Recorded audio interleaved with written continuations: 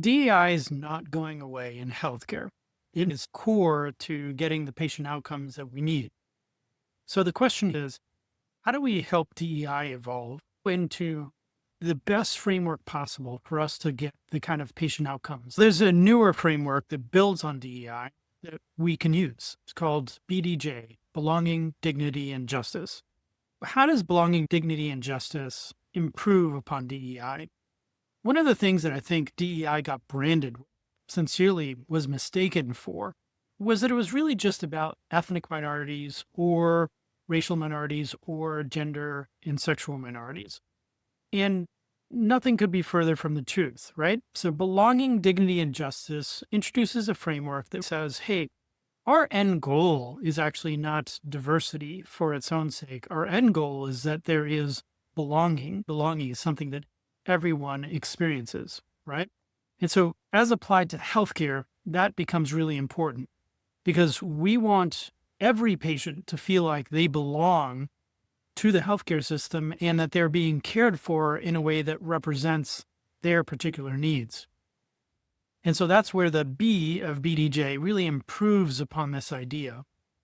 And then dignity really refers to the idea that we are appropriately respecting the backgrounds and the places that people come from. This can apply to a rural white American just as much as it might apply to an Alaskan Inuit, right? Dignity is about making sure that we understand the backgrounds people come from, that we respect those and make those part of our healthcare delivery process. And then there's justice. Justice is just, hey, let's make sure things are fair, right? Let's make sure that there are not disparate outcomes between groups, that people have equal access to healthcare as much as is possible. We apply general principles of fairness to the work that we do. So I know there's been a lot of concern related to the executive orders and government actions in this area. But here's the truth. Nothing substantially has changed.